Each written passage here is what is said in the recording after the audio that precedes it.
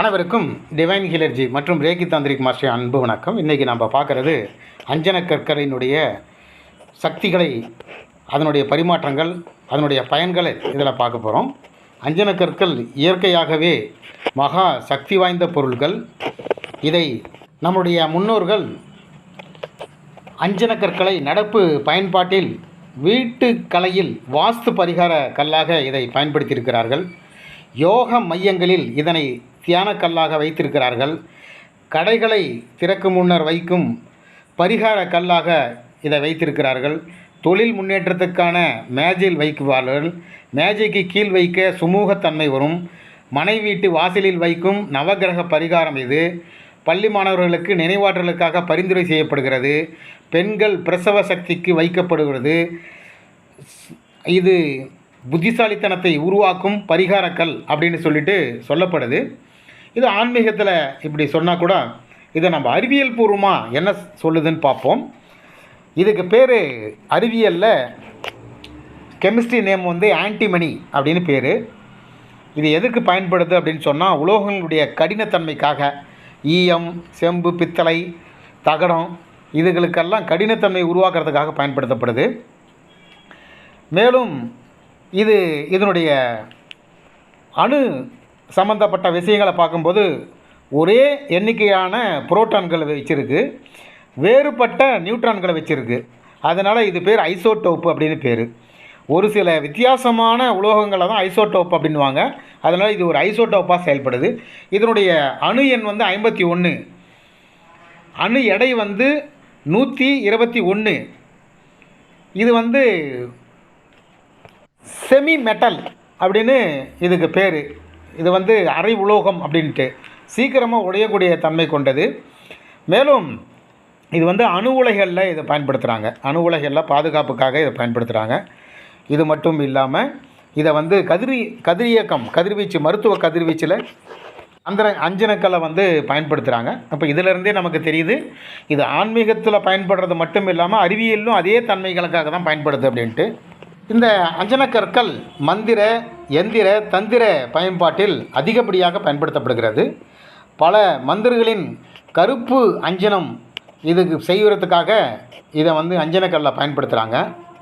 சூன்ய நிவாரண எந்திரத்தில் இது கட்டாயம் இடம்பெற்றிருக்கும், எல்லா எந்திரத்துலேயும் இருக்கும். தந்திர முறையில் பீடங்களை சுற்றி வைக்கப்படுகிறது. ஆவி பூஜையில் கருவியாக இது பயன்படுத்தப்படுகிறது. கண் சூன்யம் நீக்க ஹோமத்தில் இடப்படுகிறது. மாயையான, நமக்கு கண்ணுக்கே தெரியாத மாயையான எதிர்ப்பு தன்மைக்கு இதை பயன்படுத்துகிறார்கள். கண்ணாடியில் உள்ள ஆவி கண்கள் நீங்க இதை பயன்படுத்தப்படுகிறது. வலிமை தரும் சக்தி வைப்பதற்காக இது நம்பப்படுகிறது. பச்சை தோஷ நீக்கத்துக்காகவும் இதை பயன்படுத்துகிறார்கள். அஞ்சனக்கல்லினுடைய நன்மைகள் அப்படின்னு பார்த்தா, கண் சிவப்பு, கண் சூடு இவைகள்லாம் குறைக்கிறதுக்கு அஞ்சனக்கற்களை நேரடியாகவே கண்ணில் பயன்படுத்தலாம். இது நல்ல தூக்கம் வரக்கூடியது. மன அழுத்த நோய்களுக்கு தீர்வாக இது இருக்கிறது. மேலும் பார்வை திறனை அதிகரிக்கிறதுக்கு இதை பயன்படுத்துகிறாங்க. மூளை செயல்பாட்டை ஊக்குவிக்கிறது. மனநிலை மாற்றங்களை கட்டுப்படுத்துது. ஹார்மோன் சமச்சீரை ஏற்படுத்துகிறது. ஆண்மை குறைபாடுகளை தீர்க்க பயன்படுகிறது. வலி மற்றும் வீக்கங்களை குறைப்பதற்கு பயன்படுகிறது.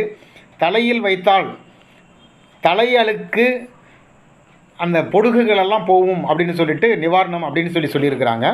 இந்த கல்லினுடைய சிறப்பு என்ன அப்படின்னு சொன்னால், சக்தி வாய்ந்த காந்த சக்தி கல் அப்படின்னே இதுக்கு பேர். நவகிரக தோஷங்களை சரி செய்வதற்கு இந்த கல் பயன்படுத்தப்படுகிறது. பில்லி, சூன்யம், செய்வினை, கந்திஷ்டி கோளாறுகள், எதிரிகள் பிரச்சனைகள் இவை எல்லாத்துக்குமே இந்த அஞ்சனக்கற்களை பயன்படுத்தலாம். இதனை அணிந்தால் கண்விழிகள் மீதான பீதி குறையும். அஞ்சனக்கல் சக்தி காரிய வெற்றிக்கு வழிவகுக்கக்கூடியது. தியான சக்தியை அதிகமாக்கக்கூடியது. அஞ்சன சக்கரத்தை திறக்கக்கூடியது. அதாவது 3ஆம் கண் என்று சொல்லக்கூடிய அஞ்சனக்கண், லலாட பூட்டு அப்படின்னு சொல்லுவாங்க சித்தர்கள். இதை திறக்கிறதுக்கு அஞ்சனக்கல்ல பயன்படுத்துகிறாங்க. மன உறுதி, ஆழ்ந்த தெளிவுக்கு இது பயன்படுகிறது. கண்கள் மீதான நோய்கள் எல்லாத்துக்குமே இது நிவாரணம் கொடுக்கக்கூடியது. நித்திரை சுழற்சியை சீராக்குது. நேர்மறையான ஆற்றலை இது உருவாக்குகிறது. வீட்டில் இது வைத்தால் சண்டை, கோபம், இந்த மாதிரி ஏதாவது பிரச்சனைகள் இருந்தால் குறையும். கண் திருஷ்டியை அகற்றக்கூடிய அற்புதமான சக்தி இதுக்கு இருக்குது. நினைவாற்றல் மற்றும் ஞாபக சக்தியை அதிகப்படுத்துகிறது. வாக்குத்திறனை மேம்படுத்துகிறது. உடல் ஆற்றல் அதிகரிக்கும். வியர்வை மற்றும் சூடான உடம்புக்கு சாந்தி தரக்கூடியது. ஆண்மை வளர்ச்சிக்கு இது வழிவகுக்கும். இந்த அஞ்சனக்கற்களை மதிப்பு கூட்டல் எப்படி செய்யலாம் அப்படின்னு பார்க்கலாம். இப்போது அஞ்சனக்கல் தூளை வந்து கொஞ்சோண்டு எடுத்துக்கோங்க. சும்மா ஒரு 1 கிராம் 2 கிராம் அளவுக்கு இருந்தாவே போதும். ஏன்னா அது கொஞ்சம் இருந்தாவே போதும். ஒரு 4 விரலில் வந்து எடுக்கிற அளவுக்கு இருந்தால் போதும். அது கூட ஒரு சின்ன துண்டு பச்சை கற்பூரத்தை சேர்த்திக்கங்க. விளக்கெண்ணெயை விட்டு நல்ல மையாக வந்து சுத்தமான கல்லில் வந்து நல்லா சுத்திகரிப்பு பட்ட ரொம்ப 2-3 தடவை கழுவுன கல்லில் வந்து நல்ல மையாக அறுத்து நல்லா அரைக்கணும். இதை வந்து அரைச்சி கொஞ்சம் கூட வந்து பிசிறு இருக்கக்கூடாது. பிசிறு இல்லாத அளவுக்கு மையாக அரைச்சி மை மேலே வந்து கையில் வந்து நிமிட்டி பார்த்தோம்னா வெறும் மையாக தான் தெரியணும். இதை வந்து நீங்கள் ஒரு டப்பாவில் சேமித்து வச்சுக்கிட்டிங்கன்னா மேற்கண்ட எல்லா விஷயத்துக்கும் இது பயன்படுது. மிக அற்புதமான ஒரு சிஸ்டமேட்டிக்கு. நாம் நீண்ட நாட்களாக நம்முடைய தியான முறைக்கோ அல்லது மற்ற எந்த செயல்பாடு மந்திர தந்திர எந்திர சாஸ்திரங்கள் எல்லாத்துக்குமே இதை நம்ம வந்து நீண்ட நாட்களாக பயன்படுத்திட்டு வரோம். மிக அற்புத பலன் கொடுக்கக்கூடியது கொடுத்து கொண்டிருக்கிறது. என்னுடைய சிசியர் எல்லாத்துக்குமே இந்த அஞ்சனக்கற்களை வந்து சாரணை ஏற்றப்பட்ட அஞ்சனக்கற்கள் அப்படின்னு இருக்குது. இந்த சாரணை ஏற்றுதல் அப்படின்னா கருவுமத்தை இலைகள், தொட்டாசினங்கி இலைகள், அப்புறம் சென்னாயுருவி இலைகள், இன்னும் பெயர் சொல்ல முடியாத ரகசிய மூலிகை இலைகள் எல்லாம் பறிச்சுட்டு வந்து காப்பு கட்டி பறிச்சுட்டு வந்த அந்த இலைகளுக்கு வந்து உயிர் கொடுத்து பிராண பிரதிஷ்டை பண்ண இலைகளில் வந்து அரைச்சி அதுகளில் வந்து அஞ்சனக்கற்களை துவச்சி எடுக்கிறதுனால அது வந்து அந்த 3ஆம் கண்ணு திறப்பை ஈஸியாக செய்யும். அது ஒரு குறிப்பிட்ட நபர்களுக்கு மட்டும்தான் அது கொடுக்குறோம். நம்ம அது இலவசமாக தான் கொடுக்குறோம். ஆனால் வந்து அதுக்கான பணங்கள்லாம் எதுவும் வாங்குறதில்ல. அதனுடைய சிசியர்கள் வந்து வகுப்புக்கு வரக்கூடிய சிசியர்களுக்கு 3ஆம் கண் திறப்புக்காக அது வந்து கொடுக்கப்படுது. எந்த ஆன்மீக பொருளும் எப்பயுமே விலைக்கு விற்கிறதில்ல.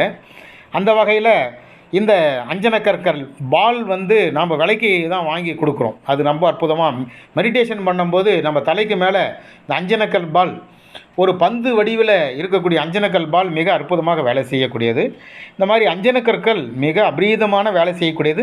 நம்ம அனுபவபூர்வமாக நிறைய விஷயங்களை இதில் பார்த்துருக்குறோம்.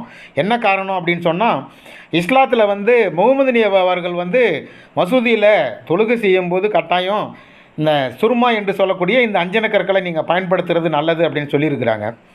இது ஏன் அப்படின்னு சொல்லிட்டு நாம் இன்னும் ஆராய்ச்சிகள் செஞ்சு பார்க்கும்போது தான் தெரியுது, இது வான் சக்தி கூட நேரடியாக தொடர்பு கொள்றதுக்கு உதவியாக இருக்குது. அதனால தான் ஏன்னா நம்ம தொழுகை செய்யும் பொழுது அந்த இறைசக்தி கூட தொடர்பு படுத்துறதுக்கு ஒரு ஊடகம் வேணும் இல்லையா?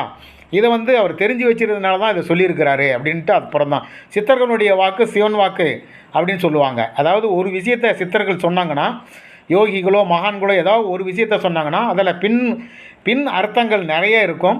அந்த வகையில் முகமது நபி வந்து தொழுகையில் வந்து இந்த சுர்மா அப்படின்னு சொல்லக்கூடிய இந்த அஞ்சனக்கற்களை நீங்கள் கட்டாயம் பயன்படுத்தணும். கண்களுக்கு வந்து போட்டுக்கிட்டு தான் போவாங்க. மசூதியில் தொழுகைக்கு போகும் பொழுது கட்டாயம் ஜும்மா மசூதியில் வந்து வெள்ளிக்கிழமை மசூதியில் வந்து தொழுகைக்கு கட்டாயம் நிறைய 99% போடுவாங்க. என்ன காரணம்னா அது கம்யூனிகேஷனுக்காக தான்.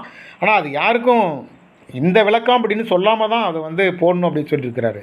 அதுக்கு பின்னாடி ஆராய்ச்சி செஞ்சு பார்க்கும்போது தான் இதனுடைய உண்மைகள் தெரிய வருது. இப்படி அஞ்சனக்கற்களில் ரகசியங்கள் மிக அற்புதமாக அறிவியல் பூர்வமாக இருந்தாலும் சரி, ஆன்மீகமாக இருந்தாலும் சரி, நம்ம ரெண்டையுமே சமச்சீர் பண்ணி தான் அதை பார்க்குறோம். இது அறிவியலில் என்ன சொல்லுது, ஆன்மீகத்தில் என்ன சொல்லுது அப்படின்னு சொல்லிட்டு பார்த்து தான் இதை நம்ம வந்து ஒரு முடிவுக்கு வரோம். இந்த வகையில் இந்த அஞ்சனக்கற்கள் வந்து மிக அற்புதமான ஒரு கல் தான். அதில் எந்தவித சந்தேகமும் இல்லை. இதை வந்து பரிகார பூஜையில் அதிகமாக பயன்படுத்துவாங்க. மன அழுத்தம் குறைக்கிறதுக்கு இது உதவுது. சிலர் இதை வந்து கூட வச்சுக்கிட்டு தியானம் செய்வாங்க, சீக்கிரமாக கம்யூனிகேட் ஆகுன்றதுக்காக. ஆவி தொடர்பு முறையில் இது வந்து பயன்படுத்தப்படுது.